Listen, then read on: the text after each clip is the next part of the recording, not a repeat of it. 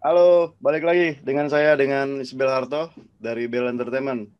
Kali ini kita akan membahas tentang sebuah topik yaitu tentang kripto. Jadi kripto ini kan sekarang udah berkembang di Indonesia.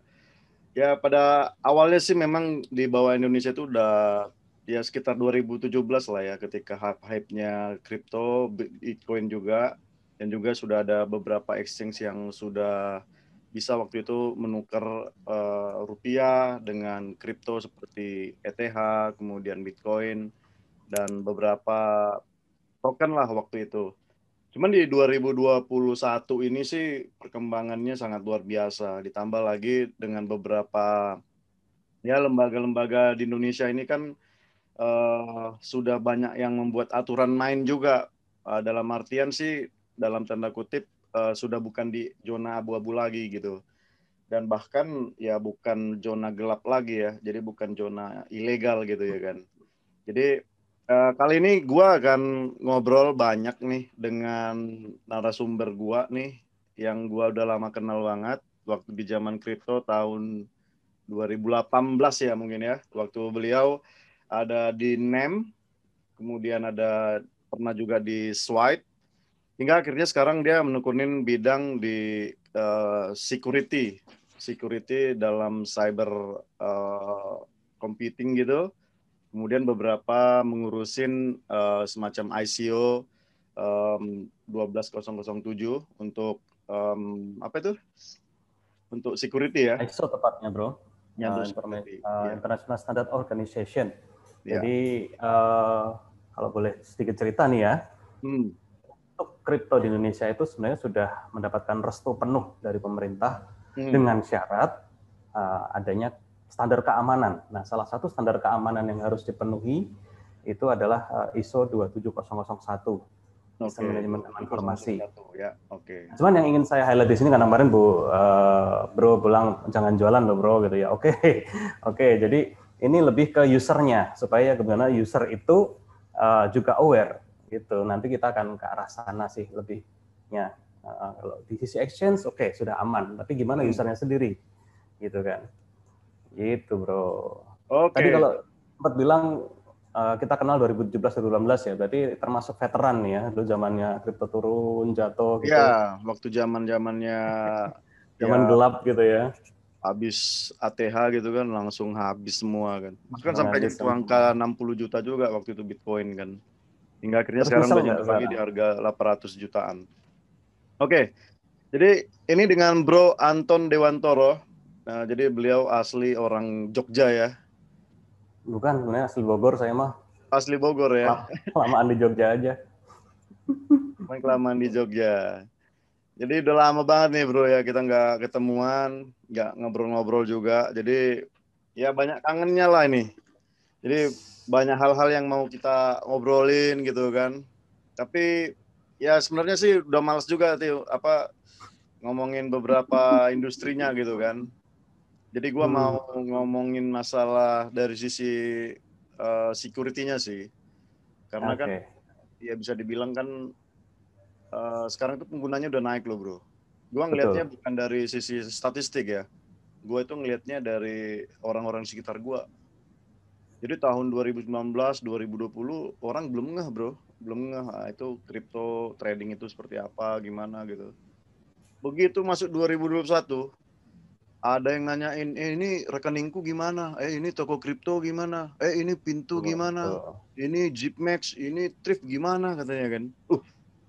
Saya heran kan, loh kamu kan biasanya main-main di trading-trading yang biasa gitu ya, kayak Saham di misalnya atau apa forex gitu iPod ya. trading atau Uh, Mandiri, Forex gitu kan. Kok tiba-tiba lu nanyain ke gua tentang exchange gitu. Nah, terus dia bilang bahwa oh iya karena mainnya 24 jam. Kemudian ya seluruh dunia main. Otomatis volumenya gede. Kemudian likuiditasnya gede. Hari ini gue cariin 2 miliar. Wah, hitungan detik langsung cair 2 miliar katanya.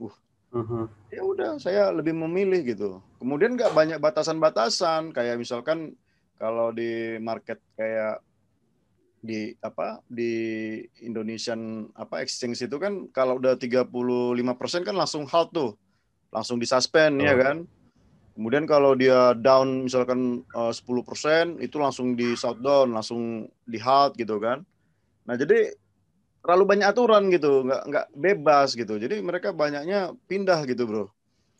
Nah, jadi ini kebetulan gue ketemu sama lu kan kemarin kita ngobrol. Ini kayaknya bagus banget nih kalau kita ngobrolin gimana sih dalam tanda kutip menjamin gitu lah ya. Dalam tanda kutip menjamin nasabah-nasabah Indonesia inilah supaya mereka bermain di dunia kripto, trading di dunia kripto itu aman gitu loh, bro. Nah, ini coba bisa nggak lu kasih sedikit Tadi gambaran ke ada kita? satu kata yang menarik dari Bro Isbel yang sampaikan tadi, Hmm. bebas. Kata bebas itu seperti dua mata pisau gitu. Satu sisi Hmm.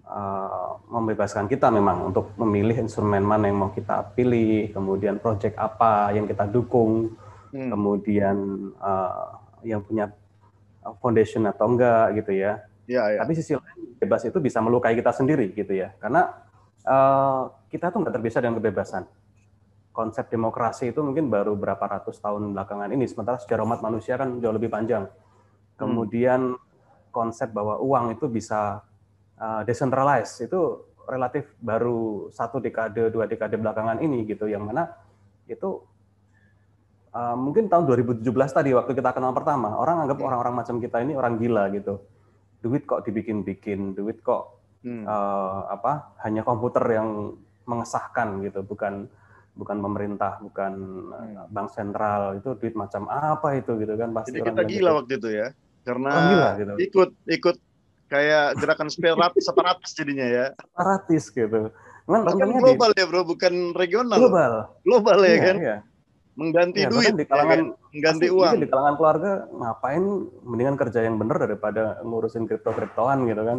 Nah, Tapi ternyata di 2020 2021 ini nah. industri kripto ini semakin kelihatan bentuknya gitu ya, mulai dari Hmm. DeFi, NFT, terus juga CBDC exchanger itu juga udah ya kan. betul, Kalau kita juga CDBC udah bahkan ya mengembangkan yang CBDC paling.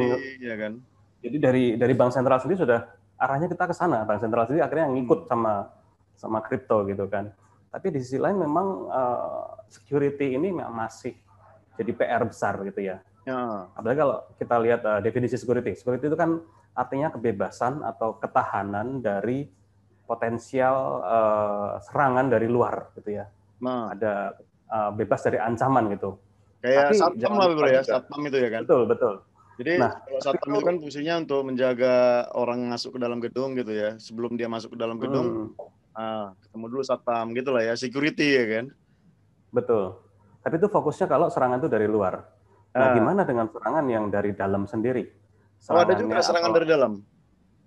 lebih sebutannya kerentanan. Makanya kita sebutnya Hmm. kerentanan. Kalau dari luar tuh ancaman, dari dalam kerentanan. Jadi misalkan ibaratnya nih, sekarang lagi musim corona. Oke. Serangannya itu adalah virusnya corona, tapi kerentanannya adalah ketahanan tubuh kita. Apakah kita Hmm. lansia, apakah kita sering begadang, apakah kita merokok, nggak hidup sehat gitu ya, itu Hmm. kerentanan gitu ya. Tapi kalau kita memang sudah berusaha hidup sehat, kemudian melakukan protokol kesehatan, kemudian juga kita memang agak menjauhi kerumunan, jadi meminimalisir serangan dari luar, Hmm. harusnya kita nggak terpapar gitu ya. Nah Jadi itu dalam sama artian juga, gini bro, serangan dalam itu kita nggak bisa cegah, nggak bisa tolak. Yang ada adalah kita menguatkan kerentanan di dalam internal kita. betul. Gitulah ya, kira-kira ya. By design, Bitcoin blockchain ini sudah meminimalisir berbagai serangan dari luar. Dia sudah punya berbagai Hmm. metode untuk memastikan kebenaran transaksi, mulai Hmm. dari proofing, proof of work, proof of stake, kemudian juga Byzantine fault tolerance, kan dia sampai berkali-kali verifikasi, oh ya memang benar ini transaksinya. Hmm. Tapi di dalam diri kita sendiri, apakah kita sudah aware bahwa memang ketika kita mainan di kripto itu aset kita, itu tanggung jawab kita, bahwa memang wallet itu cuman kita yang pegang. Ketika itu hilang, nggak ada yang bisa nolongin. Beda kalau kita lupa rekening, kemudian rekening keblokir, kita bisa ke bank gitu ya. Iya, nah ini bro, itu Sementara ini, kemarin ada pertanyaan dari teman gua katanya kan. Ini di satu sisi kelebihan, tapi di satu sisi kelemahan gitu loh. Contohnya misalkan kelebihannya memang bahwa rekening itu adalah punya kita, ya kan. Kemudian yang menjadi masalah lah ketika rekening itu hilang, ya kita nggak bisa klaim gitu. kita nggak bisa klaim baik dalam tanda kutip ke Bitcoin-nya atau siapa exchange-nya atau wallet-nya, kita nggak bisa klaim bahwa kita memiliki uang sebesar ini di wallet tersebut gitu loh bro. Nah ini kan bisa dibilang suatu kelemahan lah ya kan, dibandingkan dengan rekening bank yang ada sekarang. Kalau rekening bank yang ada sekarang, contoh misalkan nih, ada orang tua saya meninggal, kemudian saya tahu dia ada punya simpanan, ya saya bisa klaim dengan beberapa inilah ya, persyaratan tertentu lah gitu bro. Ini dari sisi lu memandangnya seperti apa kira-kira? Balik lagi ini karena kita sebenarnya tidak terbiasa dengan kata bebas tadi, yang Bro Isbel depan bilang tadi, bebas. Jadi bebas itu memang kita tanggung jawab dengan diri kita sendiri gitu. Nggak ada pihak lain yang menyatakan kebenaran buat kita. Nggak ada pemerintah, nggak ada bank, nggak ada pihak-pihak yang terpusat gitu ya. Itu sesuatu konsep yang relatif baru. Dan kita dengan hal baru itu biasanya emang nggak nyaman. Kenapa kita harus tanggung jawab sendiri gitu ya. Bahkan ada beberapa teman yang bilang, kalau saya mau main di kripto, nanti kantornya kemana gitu, saya ke kantor mana, bisa nggak pakai cash gitu kan. Jadi hal-hal seperti itu wajar untuk mengadaptasi hal yang baru itu susah memang gitu. Jadi memang kita harus pahami benar risikonya apa gitu.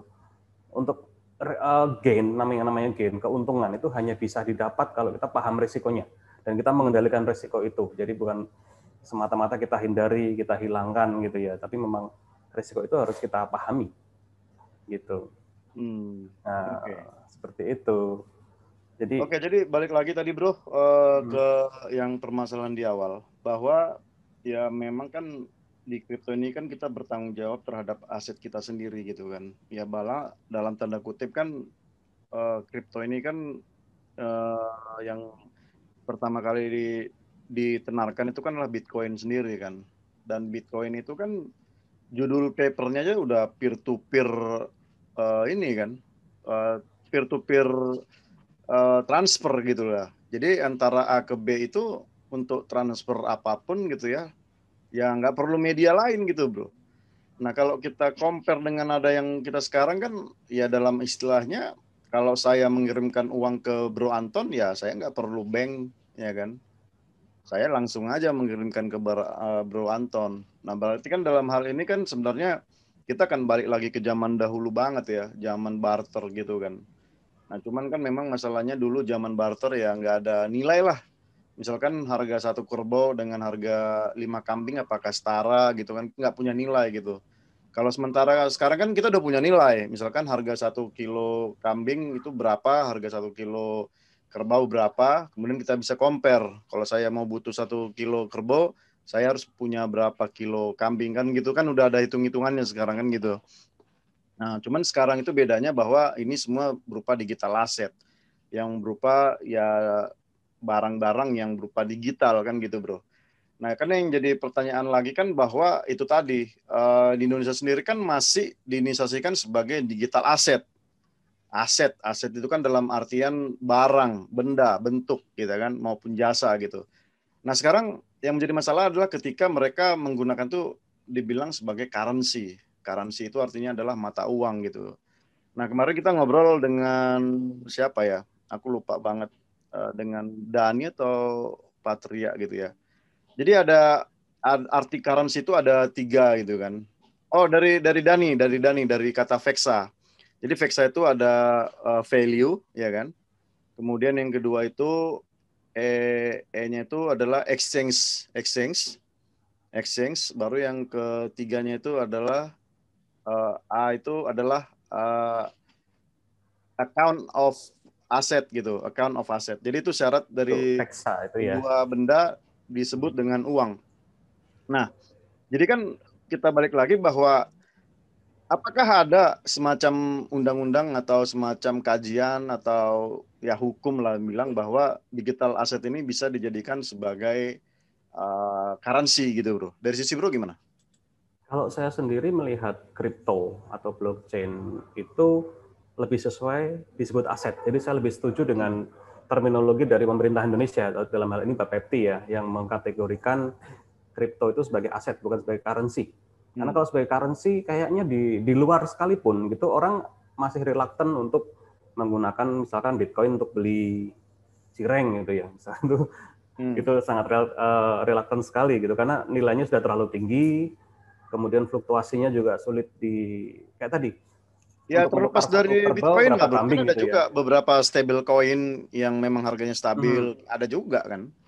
Stablecoin saya lihat hanya untuk menjembatani dunia kripto dengan dunia real gitu. Jadi di luar ada berapa dolar, di sini berapa dolar, supaya mudah convertnya, transfernya antara exchange antar wallet, maka pakai USDT atau BUSD atau USDC atau IDRT gitu ya.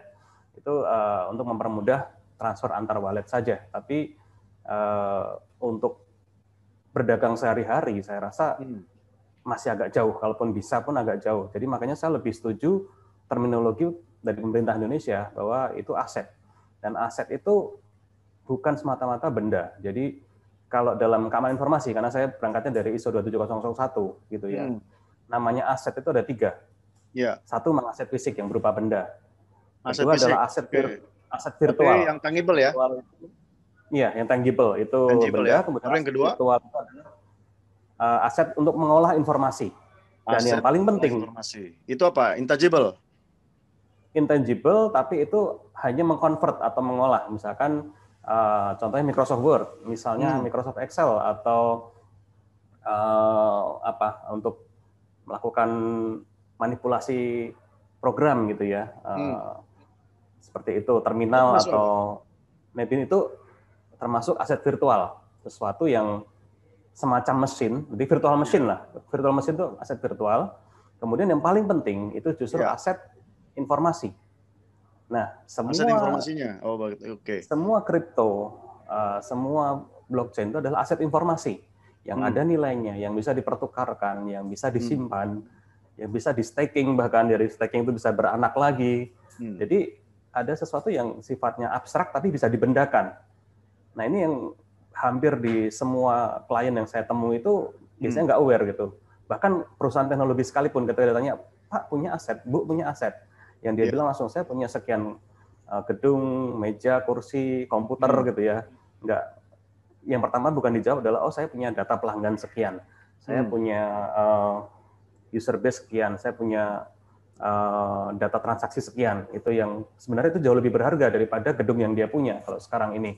Jadi gitu. Tapi kan secara accountability kan susah juga bro untuk mengukur intangible ini kan, agak susah karena bisa nilainya kan tidak ternilai malah. Contohnya lah, ya kan, waktu Hotman Paris berselisih dengan Meriam Bellina katanya kan, apa ya kan? Kamu bisa mengklaim harta kamu katanya, tapi kamu balikin dulu kasih sayang yang sudah saya pernah kasih, ya kan? Ya kalau kasih sayangnya si Hotman Paris itu bisa kita tokenisasi bro, misalnya setiap kali berapa kali pelukan, berapa kali apa yang mereka lakukan itu kita tokenisasi, itu mungkin bisa dinilai, gitu. Ya kan? Nah tapi kan masalahnya kan nggak bisa gitu loh bro. Nah bisa, makanya bro, balik lagi ke saya misalkan IoT gitu, berapa kali mereka berdekatan gitu, itu kalau sampai nempel kan berarti ada lebih besar harganya, ya kan? Ditokenisasi gitu, jadi harganya beda. Jadi makin dekat proximity-nya itu kita bisa sebenarnya. Intinya bisa ya. Sebenarnya semua yang intangible tadi itu bisa ditokenisasi, tokenisasi bisa di blockchain kan bisa dipertukarkan nilainya. Bahkan mungkin bisa di NFT kan. Katakan tadi Hotman Paris ada momen romantis dengan Meriam Bellina kapan gitu ya. Itu direkam, direcord, terus di NFT kan, itu mungkin kan gitu. Jadi kalau kita ngomong kosong nih ya, itu hal seperti itu mungkin. Walaupun tapi jangan salah loh bro, tahun 2000 berapa ya, mungkin 2018, itu Microsoft itu mematenkan cryptocurrency-nya dia based on body bro. Lu udah baca nggak itu? Sangat mungkin.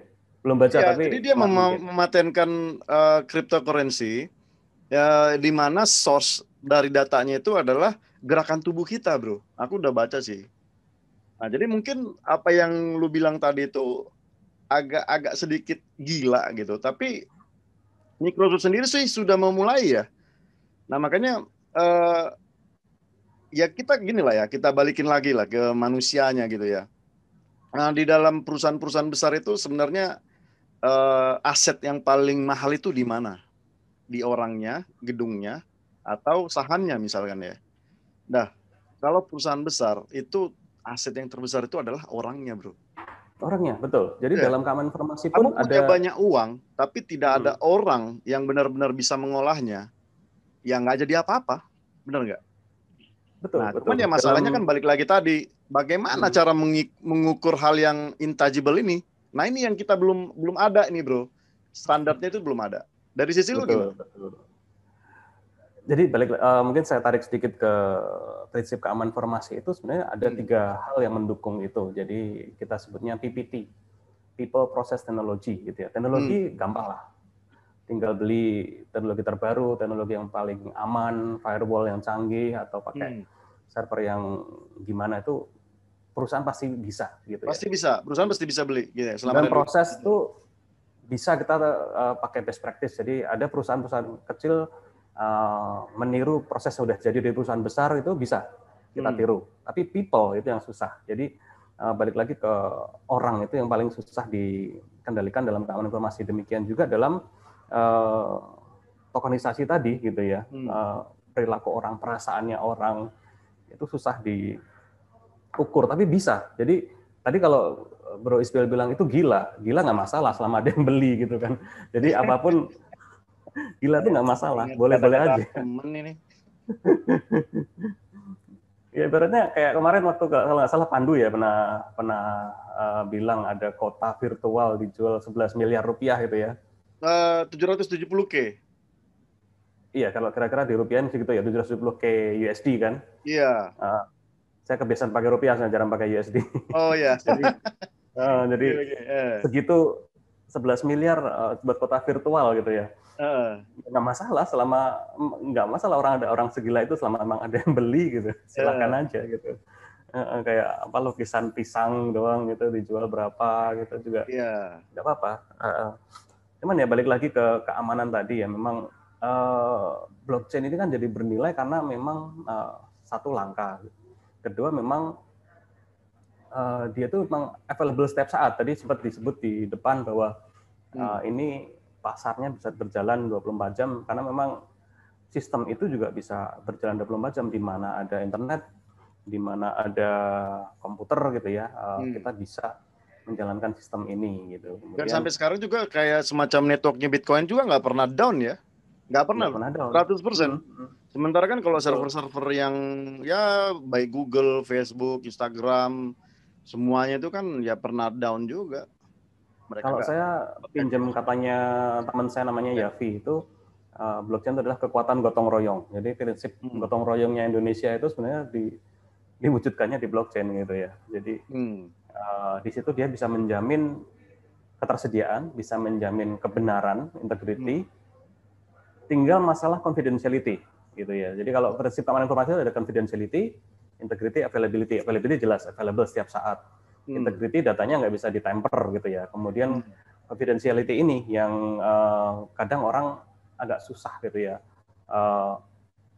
Nyimpen passphrase walletnya sendiri, kemudian memastikan bahwa dia yang akses sendiri. Bahkan sebenarnya kalau kita mempercayakan aset kita ke exchange itu masih pseudo decentralized gitu ya, karena memang sebenarnya itu centralized masih gitu. Karena banyak kasus juga kan pembobolan exchange gitu kan.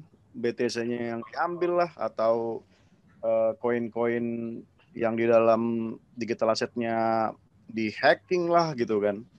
Dan banyak juga yang exchange nggak mau tahu dan nggak mau nggak mau mengganti gitu loh bro. Nah ini gimana? Betul. Kalau kita lihat di exchange yang lama gitu ya, mungkin di kasus Mt. Gox tahun 2017 Pak ya itu hilang ya udah hilang gitu aja gitu. Karena mungkin waktu itu memang sirkulasi Bitcoin atau tabungan Bitcoin yang dia punya juga nggak besar, terus juga awareness mengenai kebobolan atau keamanan informasi itu buat mereka sendiri belum kuat. Jadi ketika hilang ya udah kabur atau gimana. Gitu aja gitu. Dan memang waktu itu harganya masih murah banget ya kan. Masih murah banget aja kebobolan segitu banyak. Jadi kalau hilang juga nggak masalah ya kan. Nah, untungnya exchange yang sekarang yang besar-besar ini, terutama mungkin yang terbesar kemarin kan juga kalau nggak salah sempat ada isu kebobolan, tapi dia yaudah bobol berapa gua tuker deh gitu. Ya, Kan iya Binance lah, Binance kemarin kebobolan juga oh boleh 7 sebut merek ya? Keren nggak boleh sebut merek nih. BTC kan. Iya, ya udah gua tuker deh berapa gitu segitu Hmm, doang gitu. ya.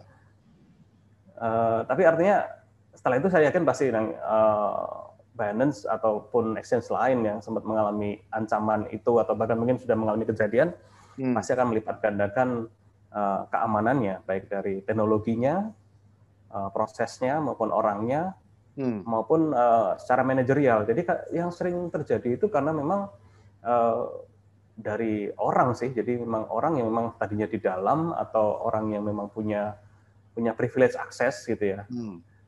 Lupa di delete aksesnya, lupa dihapuskan. Nah, itu yang perlu kita yang pastikan gitu, histori aksesnya. Lebih ke arah situ sih. Jadi memang namanya celah keamanan informasi tidak serta-merta ada gitu. Lu setuju nggak bahwa katakanlah di wallet itu tingkat untuk kita masuk ke dalam itu dipersulit gitu? Contoh memang ada beberapa, aku punya wallet lah ya, ada beberapa kayak toko kripto, Binance, kemudian rekeningku gitu ya. Nah, ini tingkat kesulitan untuk kita masuk itu pun lumayan tinggi loh bro. Karena dia minta beberapa autentikasi gitu, baik dari sisi ada email, password, gitu ya. kemudian yang intelijen verification kemudian ada OTP, ada email, OTP, ada 2FA gitu ya. Jadi mungkin belum ada lagi kalau kita masuk saja kita butuh ada 5 autentikasi nih bro.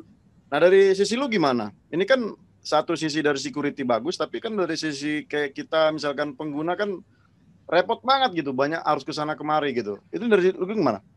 Mau nggak mau harus gitu bro. Jadi memang itu agak menyulitkan secara user experience, tapi secara availability masih terjamin kan. Jadi kalau dari keamanan informasi itu prinsipnya ada tadi confidentiality, integrity, availability. Nggak ada user experience. Jadi nyaman itu faktor kesekian. Jadi yang penting 3 itu terpenuhi. Memang secara kerahasiaan terjamin, datanya utuh, kemudian tersedia. Memang ada kalau kita masuk. Yang penting kan memang kalau sekarang kan pengembangan AI juga kan semakin dalam juga bro AI. Jadi ada beberapa juga yang aplikasi yang memang semua konfirmasi itu hanya tinggal menggunakan face recognition kita gitu loh bro. Nah dari situ lo itu bagaimana? Itu kan dari sisi user experience sangat cepat ya kan. Kemudian dari sisi keamanannya seperti apa? Apakah bisa melewatin 5 benteng ini diganti dengan hanya face recognition saja? Atau dengan fingerprint saja? Ini dari sisi lu gimana memandang hal ini? Kalau sebenarnya kalau dari keamanan informasi itu lebih ke banyaknya faktor ya. Kan kalau kita bilang 2FA berarti paling ada 2 faktor. Jadi selain dari username password juga faktor dari ada satu generator autentikator gitu ya yang untuk ngasih pseudo random number. Nah kalau semua itu dihapuskan diganti dengan satu faktor jadi nggak aman dong. Kan tadinya ada banyak faktor, jadi cuma jadi satu faktor, jadi nggak aman. Walaupun itu adalah diganti dengan sesuatu yang kompleks, misalkan wajah kita, atau misalkan biometrik pakai retina. Tapi ketika kita reduce, kita kurangin jadi satu faktor, itu malah jadi nggak aman. Jadi sudah benar sekarang ada beberapa step, beberapa benteng itu tuh memang seperti itu, memang itu yang itulah disarankan ya, apalagi mungkin di ICU itu memang seperti itu disarankan ya. Jadi kalau kita biasanya menyarankan minimum 2 faktor. Jadi kalau ada faktor yang misalkan masih pakai intelligent verification yang digeser, kemudian kalau ganti IP masih harus diverifikasi ulang, kemudian kalau kita login dan nggak ada aktivitas setelah berapa lama otomatis logout itu, yang gitu-gitu malah disarankan memang sih gitu, dan sejauh ini memang belum ketemu metode lain yang lebih aman gitu ya dari menggunakan banyak faktor itu. Seperti itu. Dan standar ini yang lu bilang tadi standar seperti misalkan lah ya ISO 27001 ini adalah standar yang dipakai di dunia ya, bukan hanya di Indonesia kan? Betul. Jadi banyak dipakai di dunia. Sejauh ini memang mungkin secara teknis bukan yang paling lengkap, tapi dia mencakup juga dari sisi manajerial, dari sisi human resource di situ, dari sisi manajemen aset juga. Jadi bukan yang paling teknis, tapi yang paling komprehensif saya bisa bilang gitu. standar ini. Oke, bro. Sekarang gue mau tanya, gimana cara mengendalikan kerentanan dari yang kita obrolin? Oke, pastinya kita prinsipnya orang-orang itu ya kalau di grup-grup Telegram, DYOR, do your own research. Kemudian tidak kalah penting juga do your own risk assessment gitu. Jadi apalagi kalau kita sebagai user ya, kita perlu melakukan risk assessment, kita mulai dilihat konteksnya. Kita kenapa sih masuk ke kripto? Kenapa kripto itu begini? Kita para pelajari karakternya. Kemudian kita melakukan identifikasi dari mana aja kira-kira ancamannya. Ancamannya apakah dari pertas dari luar, apa lebih dari kita lupa untuk lihat passphrase-nya. Kemudian ancaman kalau dari investasi, apakah kita bisa menerima kenaikan turun yang sangat fluktuatif, bisa atau enggak. Jadi kita akses sebanyak-banyaknya faktor, kemudian setelah dapat resiko-resiko itu, biasanya kalau resiko di sistem informasi yang lain itu bisa kita transfer, bisa kita abaikan, tapi di sini enggak. Ini harus kita pegang sendiri, harus kita kendalikan sendiri. Misalkan kalau kita lihat resiko bahwa aset kita yang ada di exchange itu bisa hilang karena mungkin exchange-nya nggak amanah gitu ya. Ada 1-2 exchange di Indonesia yang mungkin beberapa tahun yang lalu ada tiba-tiba ngilang, itu kan juga artinya exchange itu bisa jadi nggak amanah. Nah, kita modifikasi resikonya. Amanah, mawadah, sedekah ya. Betul. kita modifikasi resikonya, misalkan dengan menggunakan wallet yang terpercaya yang lain, misalkan entah MetaMask, Trust Wallet. Tapi kalaupun itu masih dirasa kurang terpercaya karena gimana pun juga itu bikinan third party, pakailah hardware wallet kayak Trezor atau apa, itu sudah pasti ya, milik sendiri dan juga tidak tergantung dengan platformnya ya. Walaupun ribet sebenarnya, tapi ya tahun juga nggak masalah gitu ya. Harus ribet gitu.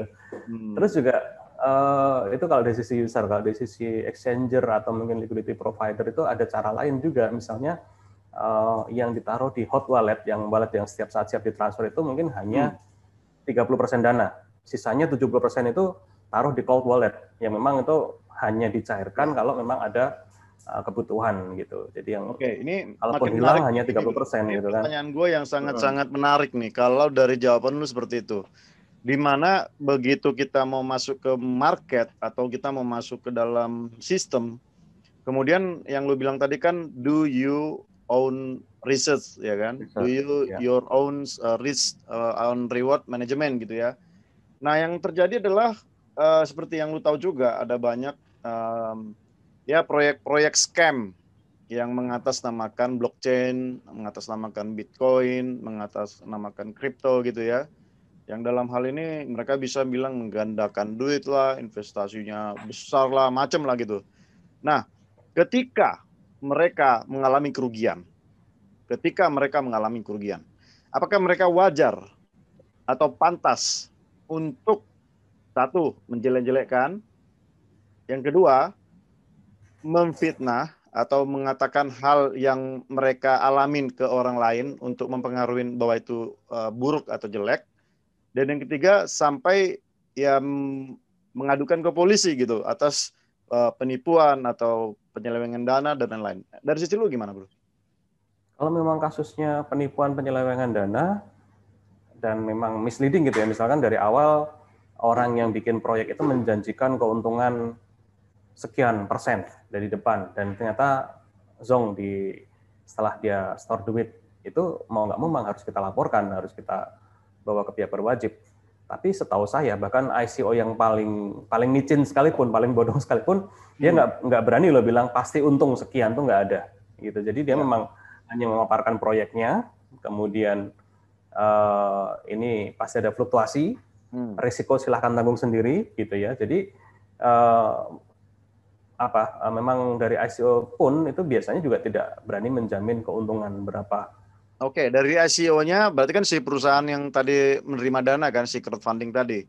Sementara yang si user tadi yang sudah tanda kutip melakukan research, melakukan melakukan penelitian sendiri tentang investasi tertentu, kemudian dia melakukan investasi, Ya, kalau menurut gua sih kalau dia misalkan merasa rugi atau dia merasa bahwa investasinya tidak jalan, ya selesai, nggak ada urusan. Benar nggak sih? Apalagi sekarang sebenarnya banyak cara untuk melihat apa ya, traceability dari kegiatan para developernya. Sekarang apalagi ada GitHub, ada apa gitu. Jadi kita tahu orang-orang di belakang itu sudah pernah punya proyek apa sih, orang-orang di belakang itu sebelumnya ngerjain apa gitu. Kalau sebelumnya nggak ada apa-apa, ujuk-ujuk ada muncul nama, kemudian jualan itu dan sampai menjanjikan keuntungan, itu nggak ada bedanya dengan Dimas Kanjeng gitu kan kalau berapa tahun lalu ada. Ya. Tapi setahu saya bahkan ICO yang paling nggak jelas sekalipun nggak berani dia menjamin berapa persen gitu. Karena dia sendiri mungkin ya ada desas-desus juga tuh, salah satu ya aset kripto lah di Indonesia gitu ya, desas-desus baru gitu. Nah jadi ya harganya jauh banget dari ICO gitu, hingga sampai sekarang harganya sudah hampir nol gitu ya.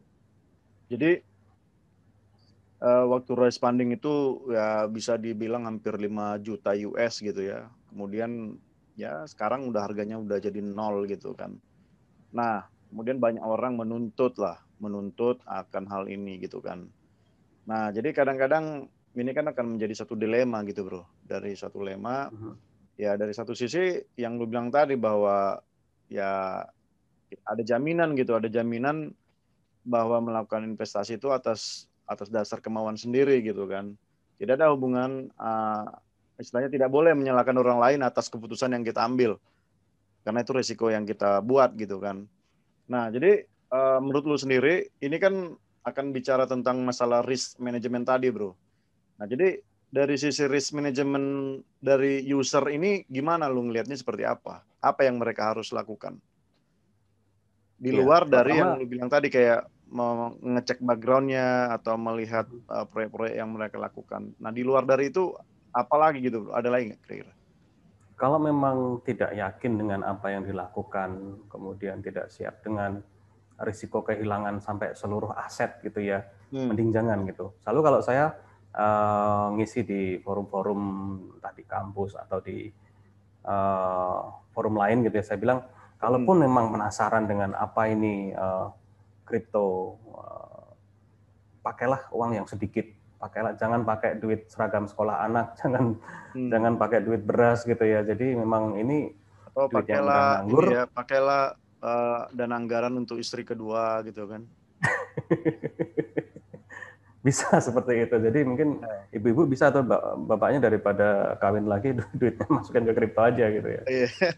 Jadi memang apa harus dicoba dulu dengan jumlah kecil, dengan uang yang benar-benar nganggur, baru setelah ngerti gitu ya, scale up.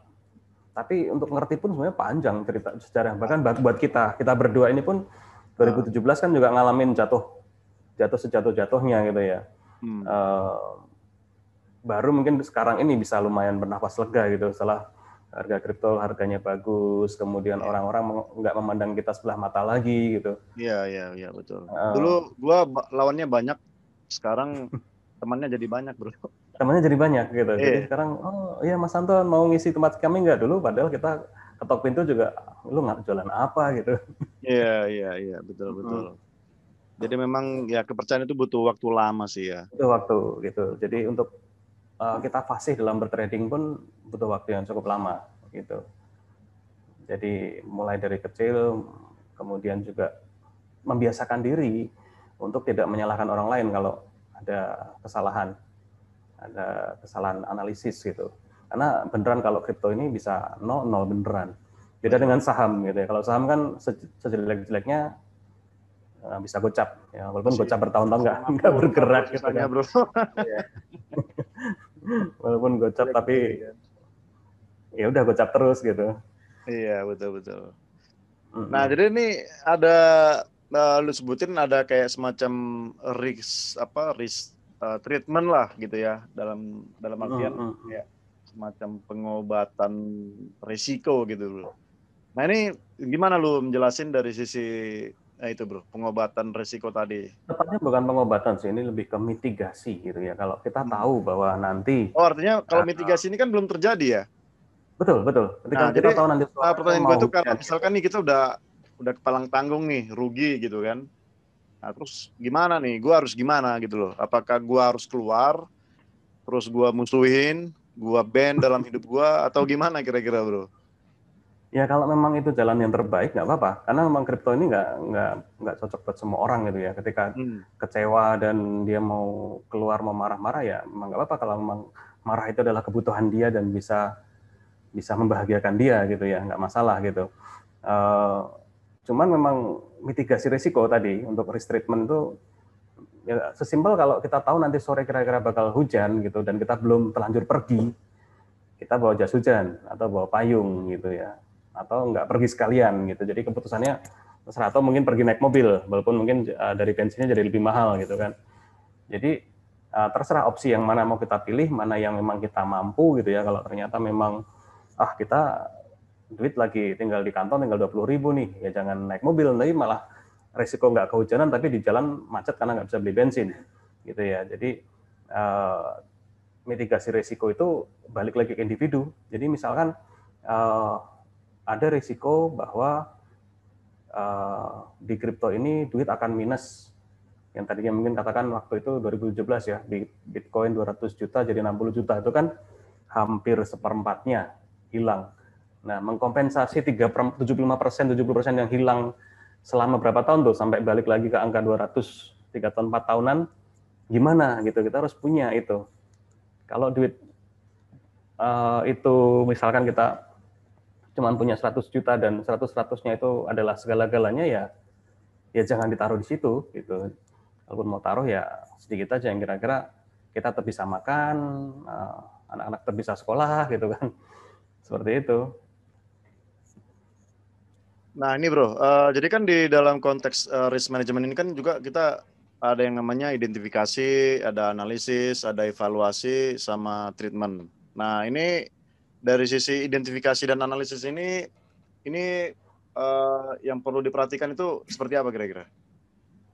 Balik lagi ke yang di awal tadi, untuk identifikasi itu terutama terkait keamanan informasi itu ada dua hal, yaitu ancaman atau threat, itu biasanya dari luar, kemudian vulnerability atau kerentanan itu dari dalam diri kita. Kita cari sebanyak-banyaknya faktor itu ya. Jadi apakah terutama yang kerentanan itu agak susah. Jadi pertama dari segi profil risiko kita, apakah kita ini orang yang siap menerima kekalahan, siap menerima kerugian yang besar, atau enggak, kita pengennya ya aman-aman aja gitu ya. Walaupun sebenarnya di dunia ini nggak ada yang aman gitu. Misalkan kita bilang bahwa deposito aman gitu ya, karena dijamin. Tapi ingat, ada tanda kutipnya, dijamin hanya mencapai 2 miliar kalau nggak salah ya. Di bawah itu, di atas itu nggak dijamin oleh lembaga penjamin LPS simpanan. ya, lembaga penjamin simpanan LPS, kan 2 miliar gitu. Kan. Itu sejak kejadian itu malah, sejak kejadian masalah Bank Mutiara itu kan. Bank apa betul, sih? Betul. Jadi sebenarnya nggak ada sistem yang benar-benar aman. Nah, apakah di kripto yang fluktuatif dan rawan untuk zonk ini kita juga siap gitu ya. Yang nggak usah jauh-jauh bro, bahkan asuransi yang sebagai penjamin aset dan penjamin ya beberapa hal dalam sistem keuangan juga bangkrut juga kan. Bangkrut juga, makanya asuransi loh, asuransi kan yang menjamin harusnya, bangkrut juga. Kalau saya sendiri sebagai orang yang pro kripto, pro blockchain gitu ya, lebih percaya dengan konsep asuransi yang berbasis smart contract. Jadi ketika memang jadi ada dana yang semacam kayak jadi polisnya ditaruh di satu kontrak gitu ya, ketika nanti ada satu kejadian yang memang memenuhi syarat kontrak itu, langsung disburse, langsung kita dapat jaminannya gitu kan. Itu harusnya lebih. Tapi dari satu sisi kalau bicara gitu smart ya. kontrak, itu waktu zamannya DeFi itu kan semua kan pakai smart kontrak ya. Itu banyak orang nggak bisa baca isi dari smart kontraknya, hingga akhirnya mereka salah ngambil keputusan bro. Kalau lu udah pernah dengar itu. Jadi kan di smart Betul. contract itu yang seperti Long bilang tadi, apabila sudah mencapai dari kata kesepakatan atau kontraknya yang sudah disepakati bersama memenuhi dari apa yang sudah disesuaikan, itu langsung liquid gitu ya. Nah, yang terjadi adalah orang-orang ini tidak membaca smart contract itu gitu loh. Mereka tidak membaca isi dari smart contract itu apa. Nah, itu akibatnya negatif. Nah, sekarang bagaimana caranya misalkan kita permudah atau kita membuat sebuah UI lah atau UX atau seperti apa yang membuat smart contract ini bisa dipahamin oleh orang-orang awam, kan itu yang selama ini nggak diberikan. Yang ada kan di Kalau smart saya contract lihat kan kita harus upaya masuk ke dalam hard codingnya kan. Di Mhm. dalam hard coding itu kita akan bisa baca tuh seperti apa klausulnya. Cuman kan ini kan hanya orang-orang tertentu saja yang bisa untuk membaca smart contract-nya, tidak untuk semua kalangan. Nah, itu dari mana kira-kira? Kalau saya lihat upaya untuk membuat itu jadi lebih mudah dibaca, mudah dipahami itu sudah ada sih. Kalau Bro Isbel lihat di misalkan Sushi Swap atau Pancake Swap, itu dia coba dianimasikan. Jadi kalau ketika orang naruh duit mau diputerin lagi, itu ditaruhnya di pool namanya gitu ya. Kemudian ibaratnya kayak numpuk kue, nanti kuenya berapa gitu ya. Jadi kan sudah ada visualisasinya. Sushi Swap juga gitu yang berbasis Ethereum. Supaya orang nggak lihat ke coding tapi lihat punya bayangan di kepalanya. Walaupun saya sendiri bilang itu belum sempurna, tapi sudah paling nggak ada visualisasi bahwa saya ini naruh di sini ada sirup pool, ada ibarat saya bayangin ada kolam kolam apa sirupnya, dari situ nanti ada keuntungan, jadi kayak berkembang jadi apa gitu ya, jadi model lain, jadi kayak kita punya semacam brewery gitu kan ya, yang dalam benak saya seperti itu. Jadi visualisasi dari para penyelenggara DeFi ini sudah lumayan oke, supaya kita nggak repot-repot membaca isi smart contract. Walaupun kalau mau baca di ETH Scan atau di BSC Scan bisa gitu, tapi visualisasinya sudah oke lah gitu ya, walaupun belum sempurna gitu. Jadi Nah, oke bro. memang perlu upaya lagi, tapi oke lah gitu kalau saya sih bilang gitu. Oke bro, ini pembahasan kita yang terakhir. Jadi kan sekarang Bro Anton kan udah ini ya, sebenarnya nggak jauh-jauh dari kripto juga gitu ya. Tapi sekarang udah mostly udah bermain di ICO ya, untuk apa? Untuk blockchain dan keamanan informasi berbasis ISO gitu kan ya.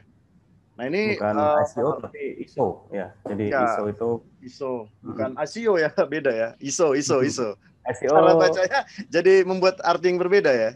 Terus terang nanti saya takutnya ada yang browsing nama saya gitu, memang sempat ikut beberapa project ICO gitu ya.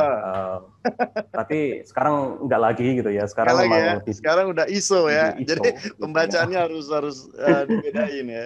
Betul. Jadi ISO Nah, katanya kan ini bahasa bro, kan Yunani artinya sekarang sama gitu.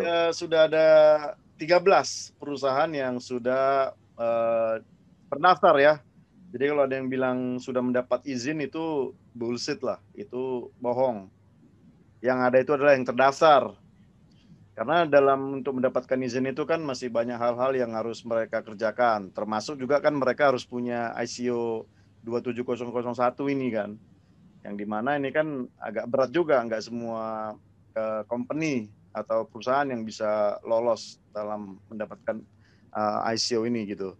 Nah, jadi pertanyaan gue nih bro, kalau dari sisi bro sendiri, kalau untuk perusahaan yang berbasis kripto ini, baik itu exchange ataupun nanti beberapa kayak ya token-token atau koin-koinnya sendiri gitu dari sisi platformnya, ini apa yang bro bisa bagikan ke kita?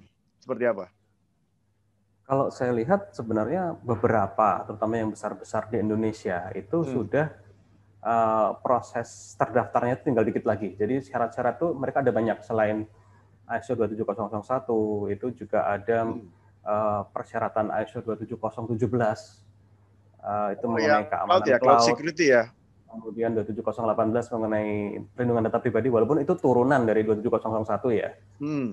Terus ada lagi mereka harus ada orang profesional CISEP, Certified Information Security apa ya, profesional kalau nggak salah itu Ya. CISEP. Ya, jadi mereka harus ada orang yang memang secara rutin melakukan syscambling di sistemnya gitu ya. Kemudian ada syarat kecukupan modal juga, saya lupa berapa itu. 50 Jadi miliar. 50 miliar, oke. Iya, Jadi kalau untuk pedagang aset kripto ya.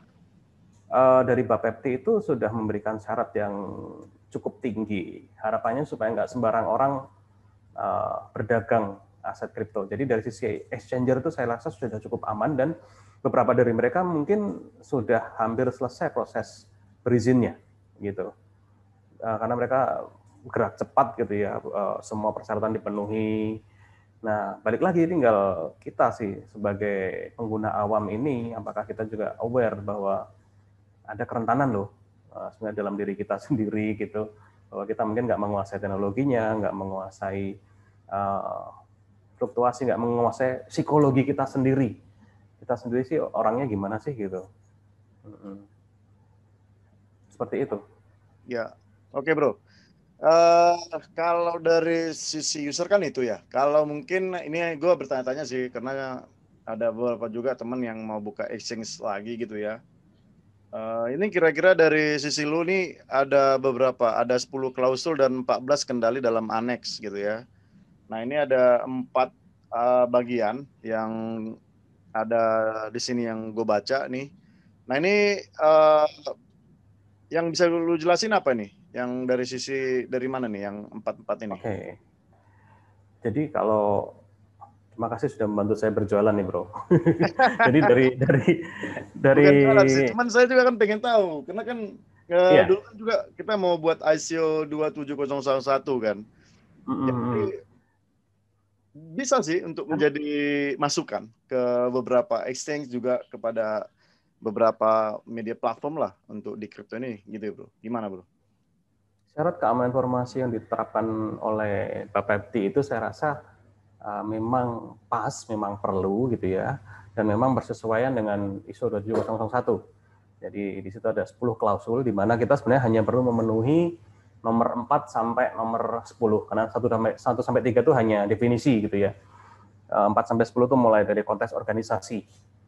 Siapa saya, kemudian saya berdagang di mana di Indonesia, kemudian customer saya siapa, regulator saya siapa. Dari situ saya tahu ancaman saya dari mana. Kemudian ada klausul berikutnya mengenai kepemimpinan, bahwa memang dari unsur pimpinan dari exchange itu sendiri sudah memang berkomitmen untuk menerapkan keamanan informasi. Kemudian ada perencanaan, di situ kita tetapkan sasarannya apa. Misalkan sasaran kita di tahun ini lebih ke availability, bahwa sistem exchanger ini akan nyala 99,9%, kayak waktu di telco dulu juga kan gitu kan, ada kita menerapkan SLA, bahwa kita akan melayani hampir 24 kali 7 dengan hanya boleh mati katakan 7 jam dalam setahun gitu ya. Itu mungkin sasaran tahun pertama. Ini tahun kedua kita upgrade lagi. Sasaran adalah seluruh data pelanggan terproteksi, tidak ada kasus peretasan sama sekali. Kemudian mungkin di tahun berikutnya apalagi mungkin lebih ke kemudahan dalam bertransaksi, atau mungkin kita punya sasaran yang lebih dalam lagi seperti melakukan uji kerentanan secara teknis gitu ya. Itu bisa diterapkan secara bertahap, jadi nggak harus selesai di tahun pertama gitu sasaran. Dari sasaran itu kita lihat lagi risiko-risikonya apa. Itu tadi dari bagian dari perencanaan itu kita lihat sasaran dan risiko. Kemudian klausul berikutnya kita harus memastikan bahwa kita punya sumber daya yang cukup, punya orang-orang yang cukup, kemudian punya perangkat juga yang memadai, kemudian kita tahu bahwa informasi kita itu juga adalah aset kita yang paling berharga, kemudian kita mau berkomunikasi dengan siapa, kemudian kita mengendalikan operasi, mulai dari kita tetap kebijakan operasional sampai ke pemenuhan compliance itu yang tadi disebut sebagai 14 kendali aneks, itu bagian dari operasional sebenarnya. Kemudian setelah itu kita cek secara berkala, kita lakukan namanya audit internal, tinjauan manajemen. Kemudian setiap tahun itu harus ada improvement, seperti itu. Itu dari klausulnya. Kemudian dari aneksnya, pengendaliannya itu mulai dari kebijakannya, kemudian penyusunan organisasi, sumber daya manusia, aset, akses, enkripsi, kemudian fisik, kemudian operasional itu sendiri, kemudian komunikasi, kanal komunikasinya, jaringannya, kemudian development, secure development itu penting banget di situ, kemudian mengenai pemasoknya, orang-orang yang bekerja sama dengan exchanger itu siapa saja, kenapa dipilih mereka, ancamannya apa, kemudian yang berikutnya adalah mengenai insiden, kalau ada insiden kita harus bagaimana, siapa yang bertanggung jawab, kemudian ada mengenai keberlanjutan bisnis. Jadi insiden keberlanjutan bisnis ini memang biasanya yang jadi poin yang lupa, belum disiapkan. Intinya kita perlu tahu harus ngapain kalau ada kejadian ini, siapa yang tanggung jawab, dan kita simulasikan. Seringnya kita ketika kejadian sesuatu nggak siap karena kita nggak pernah simulasi gitu. Baru yang terakhir adalah mengenai kesesuaian hukum. Kalau di Indonesia ya dengan peraturan Bapeti, dengan UU ITE, dengan peraturan konsumen seperti itu. PSE juga Sebenarnya ya. ini bukan sesuatu PSE juga Kominfo, sebenarnya bukan sesuatu yang seram sebenarnya buat terutama kalau memang dari orang yang sudah punya background kripto, punya background teknologi gitu ya. Yang serem tuh kalau memang dia sama sekali nggak ada awareness, nggak ada pengetahuan sama sekali terkait informasi, itu yang agak sulit sih. Tapi kalau saya rasa kalau teman-teman kripto, teman-teman pelaku industri blockchain sih biasanya sudah punya certain level of awareness. Jadi kita sebagai konsultan cukup enak ngarahinnya. Oh tinggal gini-gini yang kurang ini, tinggal simulasinya aja yang belum biasanya gitu. Gitu sih Bro Isbel. Ya, oke bro. Penjelasannya sih lumayan padat gitu ya. Tapi memang kalau untuk mendapatkan ICO ini kan memang agak ya lumayan sulit lah. Dibanding juga ya harganya ya. Saya dengar-dengar sampai Sebenarnya ratusan juta lebih juga ke ya untuk mendapatkan ini ya. tergantung sih Bro. Jadi kalau kami sih lihat skopnya biasanya, kemudian apalagi kalau terkait crypto blockchain ini kan sebenarnya dia nggak multi-site, kemudian nggak dikerjakan oleh banyak orang biasanya. Jadi untuk komunikasinya juga nggak sulit gitu ya. Yang mungkin benar adalah memang waktunya nggak bisa cepat. Paling cepat 3 bulan, karena kita perlu lihat pengukuran paling nggak selama 3 bulan. Jadi syarat dari badan sertifikasi juga memang untuk memastikan bahwa sebuah organisasi itu sudah siap, itu kita harus lihat 3 bulan ke belakang. Gimana dia tata kelolanya, gimana dia memastikan kerentanannya itu paling nggak di trace back selama 3 bulan. Ada insiden yang seperti apa sebelumnya, gimana penanganannya, itu yang paling penting juga. Syukur kalau bisa lebih panjang lagi gitu. Jadi kalau mahal sih relatif gitu ya. Setelah kita dapat ISO 27001 ini, itu bukan akhir ya, tapi itu menjadi awal juga gitu ya maksudnya. Jadi artinya akan Betul. ada pengujian lagi atau gimana bro? Apakah sama kayak semacam kita sertifikasi, mungkin umurnya hanya 2 tahun, kemudian kita harus mengambil lagi sertifikasi itu 2 tahun lagi untuk tetap mempertahankan, itu gimana kira-kira? Kalau dari umur sertifikatnya itu memang 3 tahun. Tapi di tahun kedua dan ketiga itu ada pemantauan dari badan sertifikasi. Jadi mereka perlu memastikan bahwa memang apa yang sudah diterapkan pada saat mereka dinyatakan comply di tahun pertama itu memang di tahun kedua masih sama atau lebih bagus gitu. Jadi ada memang pemantauan atau surveillance namanya. Begitu. Jadi kalau umur sertifikatnya sendiri 3 tahun. Jadi tahun pertama nanti baru di tahun keempat dia harus renew. Tapi di tahun kedua ketiga ada namanya surveillance. Seperti itu, pemantauan aja. Oke, Bro Anto. Jadi gue juga ada sedikit tahu lah gimana proses untuk ICO ini juga. Ya kita tadi ngomong banyak juga tentang security ke user gitu ya. Oke, untuk yang terakhir nih, kira-kira apa yang mau obrolin ke audiens kita bro? Kira-kira ada lagi gitu? Oke, itu tadi mungkin yang terakhir tadi sedikit banyak ke arah exchanger ya. Jangan lupa balik lagi ke user. User ini jangan malas-malas untuk riset, jangan malas-malas untuk baca, karena gimana pun juga yang akan kita mainkan, akan kita taruh, akan kita kembangkan dan kita resikokan itu adalah duit beneran loh gitu. Jadi balik lagi di YOR, do your own research, do your own risk assessment itu sih. Dan kalau memang perlu diskusi lebih lanjut mengenai risk assessment ini, dengan senang hati kita bisa ngobrol di channel lain gitu. Oke bro, siap. Jadi waktunya juga nggak panjang, tapi walaupun nggak panjang, tapi kita udah hampir 1 jam 10 menit nih ngobrol bro. Betul. Nggak kerasa ya. Jadi Tadinya, mungkin hampir tadinya 2 jam 3 jam kita gue kira, nggak akan selesai juga ngobrolin masalah security ini ya, karena memang gue kira ngobrolnya nggak bakal asik, paling ternyata asik penting ya. dan paling banyak ya kan, paling banyak hal yang dielakkan oleh semua orang gitu. Padahal ini hal-hal yang paling penting. Namun Betul, begitu betul. bro, Oke, kita cukup sampai di sini. Jadi terima semoga kasih sudah mengundang.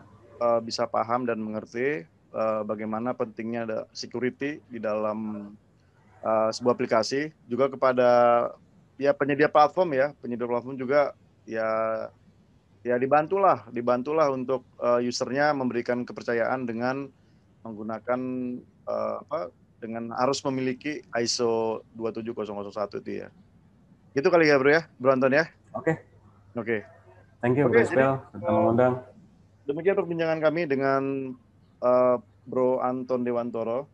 Semoga teman-teman yang mau mendengarkan dan ya sedikitlah mengetahui apa yang kami bicarakan ini, semoga nanti berguna untuk kedepannya. Sampai Oke, jumpa di next episode. Salam dari Bell Entertainment. Ya, terima kasih Bro Anton. sehat selalu. Ya, Makasih. sehat selalu Bro.